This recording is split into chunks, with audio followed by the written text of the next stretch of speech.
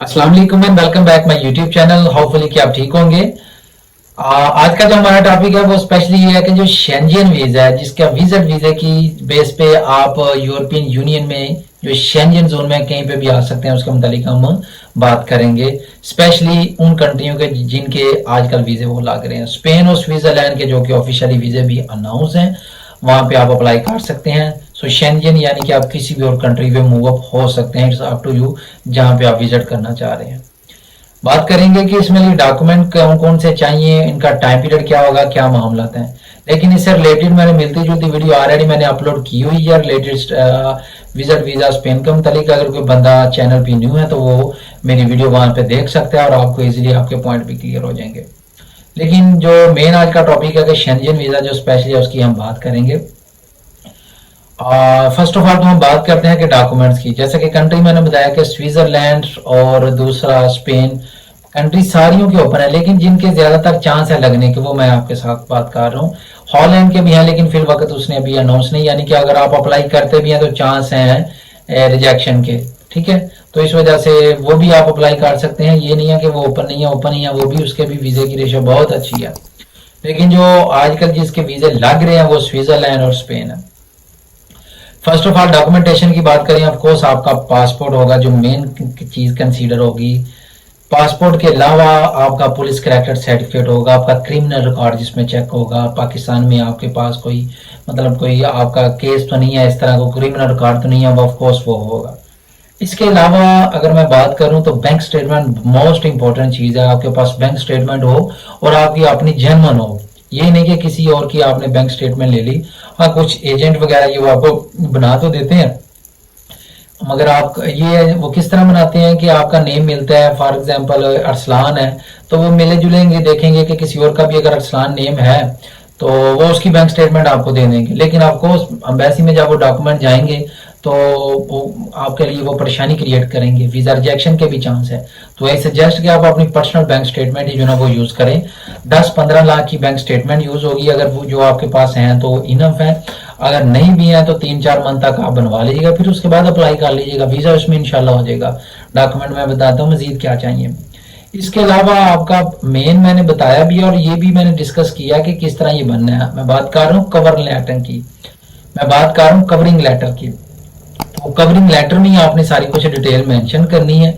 आप किस कंट्री में जा रहे हैं, क्यों जा रहे हैं, आपका मोटिव क्या है, आप स्टूडेंट हैं या आप बिजनेसमैन हैं या फैमिली आपको सपोर्ट कर रही है या किसी ने आपको वहां से कंट्री यानी कि शेंजन कहीं कहीं का भी आप करते हैं तो वहां से आपको इनवाइट किया है। वो सारी आपने चीजें ना वो मेंशन करनी है कवरिंग लेटर में, क्योंकि ये मेन चीज होती है जो कि फर्स्ट ऑफ ऑल आपकी फाइल के सबसे ऊपर होती है, जिसको रीड कर सके एम्बेसडर और आपको वीजा वो इजी सी वो वीजा दे सके। ठीक है जी, इसमें आपने चीजें वही करनी है कि जो आपका पासपोर्ट है, ठीक है, आपकी वाइट बैकग्राउंड पिक्चर, आपका एप्लीकेशन फॉर्म है, आपने जनाब सपोर्टिंग डॉक्यूमेंट भी लगा दी हैं, आपने अपनी टिकट रिजर्वेशन, आपने आपकी जो है वो इंश्योरेंस वगैरह, आपने पुलिस करेक्टेड सर्टिफिकेट, ये सारी चीजें आपने इसके अंदर मेंशन करनी है कि आपने ये चीजें लगा दी हुई हैं साथ।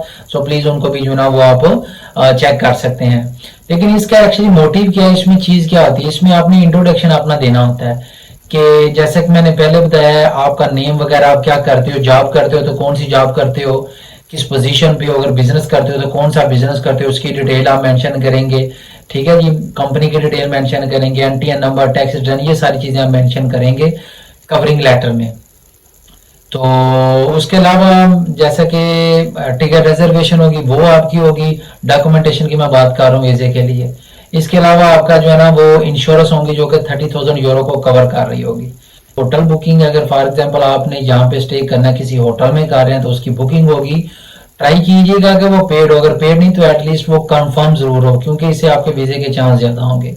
और इसके साथ साथ जो है ना वो आपने थोड़ा सा ये व्यू कर लेना है, रिव्यू आपने कर लेना है कि आप जिस कंट्री में जा रहे हैं या जिस सिटी में आगे आपने जाना है उसके इर्द गिर्द या वहां की जो मशहूर चीजें हैं वो आपने देख लेनी है। सही है, और ये भी चीजें आप कवरिंग लेटर में मेंशन कर सकते हैं कि आप इस कंट्री में क्यों जाना चाह रहे हैं, आपने ये चीजें देखनी है वहां पे, उसकी ये हिस्ट्री है, ये मामला है। सो आपको वीजे के लिए जो ना वो आसानी हो जाएगी, आप वीजा इजीली गेट कर सकेंगे। ठीक है, डॉक्यूमेंट्स अगेन मैं बताऊं, आपका पासपोर्ट हो जाएगा, आपका एप्लीकेशन फॉर्म होगा जो शेंजन वीजे का होगा, प्लस आपकी वाइट बैकग्राउंड पिक्चर होगी, आपकी सीवी अगर बना लेंगे तो अच्छी बात होगी, कवरिंग लेटर होगा, जो मेन चीज है बैंक स्टेटमेंट होगी, इसके अलावा आपका पुलिस करेक्टेड सर्टिफिकेट होगा, इसके अलावा टिकट रिजर्वेशन होगी, इसके अलावा जो ना वो आपकी होटल बुकिंग या जिसके घर में आपने स्टे करना है उसका सारा work contract each and everything होगा, अकोमोडेशन होगी, ठीक है कि नहीं, वो चीजें होंगी, सपोर्टिंग डॉक्यूमेंट जो ऑलरेडी मैंने बताया वो आपके हो जाएंगे।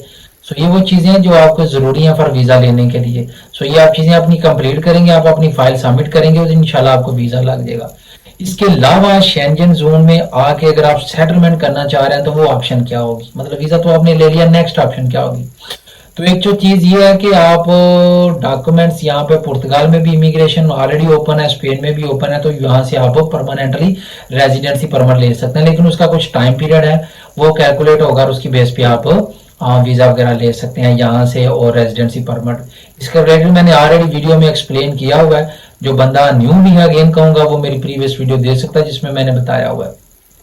सो अगर तो पर्पस आपका विजिट वीजा है तो ऑफकोर्स आप विजिट करें और वापस जाएं, अगर नहीं आप चाह रहे हैं कि आप परमानेंटली स्टे यहाँ पे करें तो ये वो दो कंट्री हैं जो कि आपको डॉक्यूमेंट में आसानी आपके लिए पैदा करेंगी। एक तो होगी पुर्तगाल और दूसरा होगा स्पेन। इसके अलावा मैं अगर बात करूं कि माल्टा में, तो माल्टा में भी जी हाँ आप जो है ना वो रेजिडेंसी परमिट ले सकते हैं विजिट वीजे की बेस पे, अगर आपको वर्क कॉन्ट्रैक्ट मिलता है तो वर्क कॉन्ट्रैक्ट की बेस पे आप रेजिडेंसी परमिट ले सकते हैं, लेकिन वो परमानेंटली नहीं होगी, वो टेम्पररी होगी, वो हर साल जो है ना वो रिन्यू होगी। सो इट्स मीन कि आप शेंजन वीजा, एक तो आपका शेंजन वीजा की बेस पे आप यूरोप में आ सकेंगे, प्लस इसके अलावा जो है ना वो आप यहाँ की रेजिडेंसी परमिट भी ले सकेंगे। हर कंट्री का सिनेरियो डिफरेंट है, वो आपको फॉलो अप करना होगा और आप जो है ना वो रेजिडेंसी परमिट ले सकेंगे। टाइम कुछ लग जाता है लेकिन टाइम के बाद आपको सारी चीजें ये मिल जाती हैं। आई होप सो कि आपके ऑल द पॉइंट क्लियर हो गए होंगे। कमेंट बॉक्स में वो मेरे से आस्क कर सकते हैं तो मैं उसको बताऊंगा। सो मिलते हैं नेक्स्ट वीडियो में, अभी तक के लिए मुझे इजाजत दीजिएगा। अल्लाह हाफिज।